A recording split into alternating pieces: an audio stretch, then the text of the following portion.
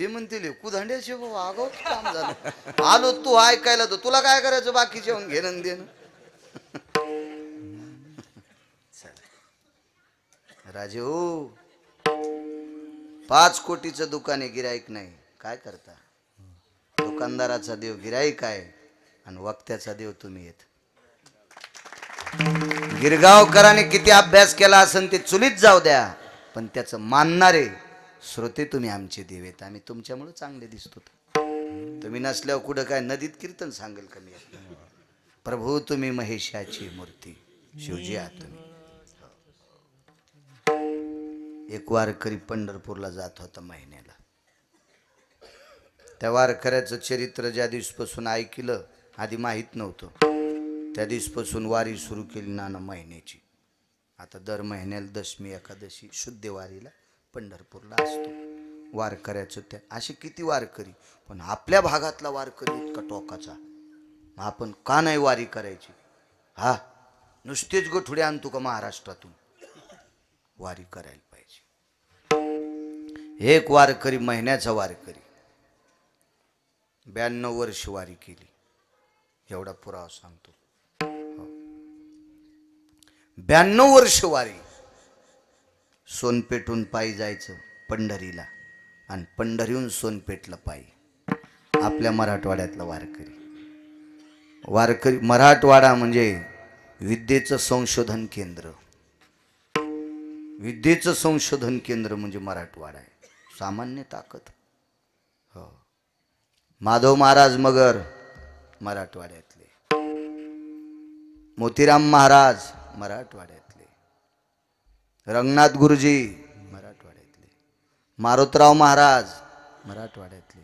गुरुवर्य नथुराम बाबा मराठवाड्यातले. नामदेवबाब पठाडे वैकुंठवासी मराठवाड्यातले. काय लोक. 3 शास्त्रीपैकी 1 शास्त्री मराठवाड्यातले. प्रल्हाद शास्त्री दैठणकर. प्रचंड विद्वत्ता. काय काय लोकांचा अधिकार. मोजकी लोक सांगितली.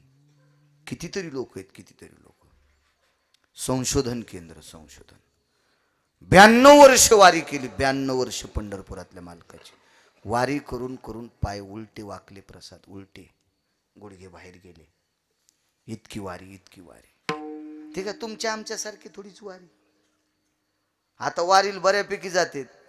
शेंगदाण्याची पुडी थैलीत. राजगुऱ्याच्या वड्या थैलीत. आंबा द्याला थैलीत. केळी दिली थैलीत. आणि तिथं गेल्यावर केळीनं आंबा काढावा ना. एक तशीच केळीने एक आंबा तसाच राहिला. आणि राजगुऱ्याच्या वड्याला पाणी सुटलं आणि पंढरपुरात जाऊस तर थैलीतून भैमुग उगला. थैलीतून पडशीतून भैमुग बाहेर आला. तर मी आणलं बाई तुला आता रानात पेरायचं काम नाही. याचाच काळी जाईन एकादशी धरी जाय. अशी वारी असेल होय. कुठं सुरूच चॉकलेट वाटू लागलं. नाना आपण पाहिलं ना एक जण चॉकलेट देऊ लागलं. अहो पुढा तर घेतलाच. त्याला असं पाळलं मला वाटतं त्याचे गुडघे पुण्यात नीट नसते झाले. इतकं कातडं काढलं काय. मी म्हणलं ह्या चुड्यांनी चंद्रभागेत खडा करून जरी पुरल्या तरी यायला उतार होईल का.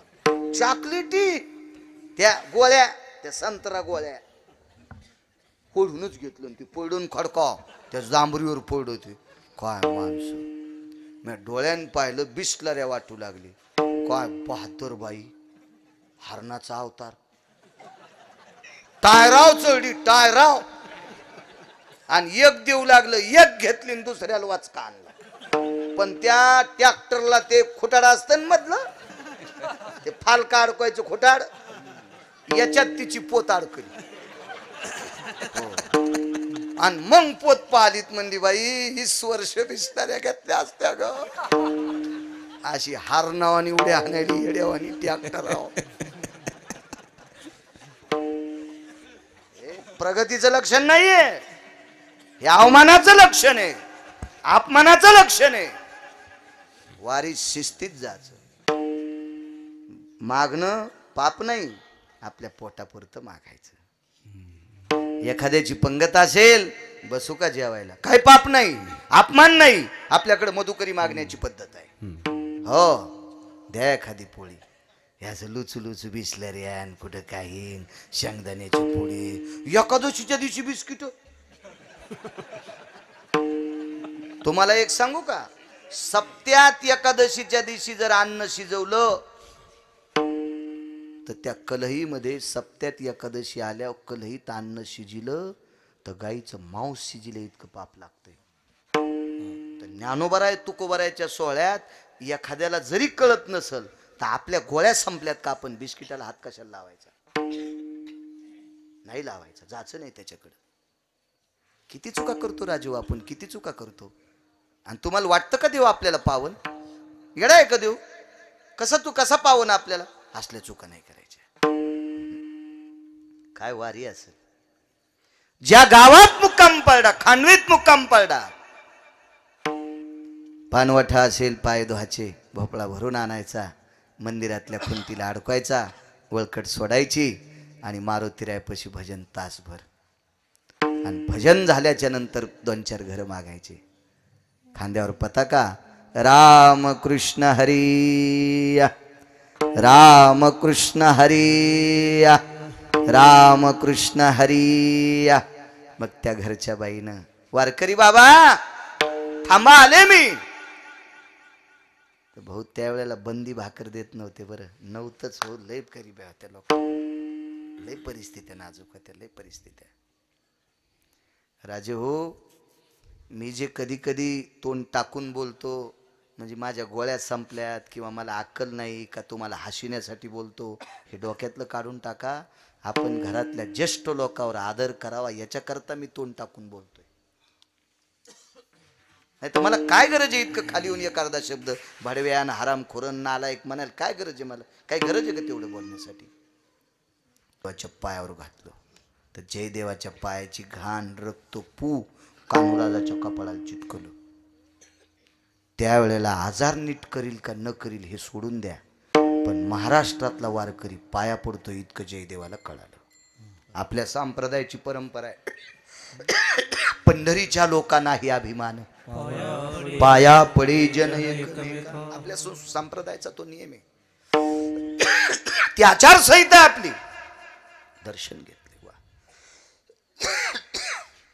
बघ, विश्वनाथाने माझं नाव सांगितलंय. होय, बसा इथं.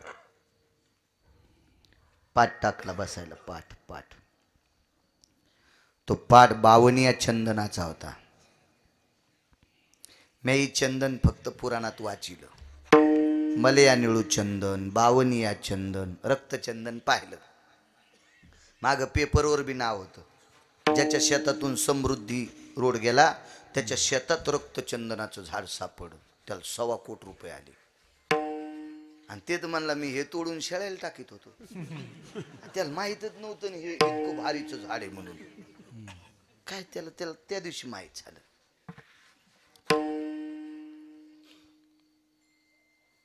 बावनिया चंदन कशाला म्हणायचं? डॉक्टर साहेब 100च्या पुढे ताप गेली तर तुम्ही पण सलाईन देत नाहीत. ओल्या कपड्यानं कपाळ पुसा, अंग पुसा देत नाही ते, कारण त्यांना माहिती आहे काही दिलं तो दुसरा, कारण डॉक्टर आहेत ते. त्याची ताप जितकी कमी करता येईल तितकी कमी करायची आणि मग औषधोपचार करायचा. पण ताप तर सोडून द्या डॉक्टर साहेब. खळखळ उकळलेल्या तेलात चिमूटभर टाकलं की तेल थंड होतंय. ही ज्याच्या तापली चंदन निवावी कपूरी, तापली चंदन निवावी कपूरी, तापली चंदन निवावी कपूरी, तापली चंदन निवावी कपूरी. निघून तो काढी निघून तो काढी संत संगे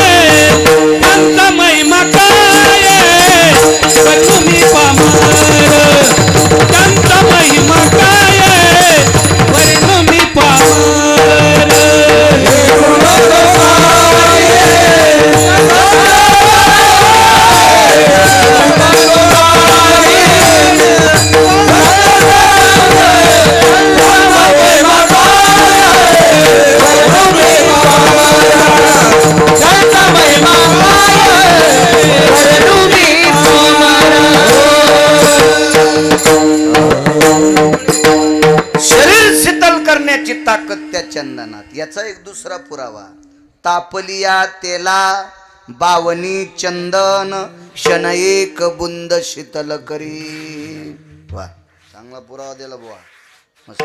असं प्रमाण दिलं की वैकुंठवासी नथुराम बाबा केळकर म्हणायचे कोटीची नोट.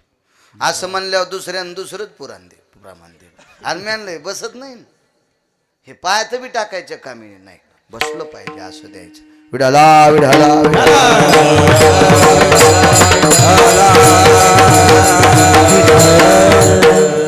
अशा चंदनाचा पाठ बसायला टाकला. खम खम खम खम सुगंध त्याचा बसलं त्याच्यावर.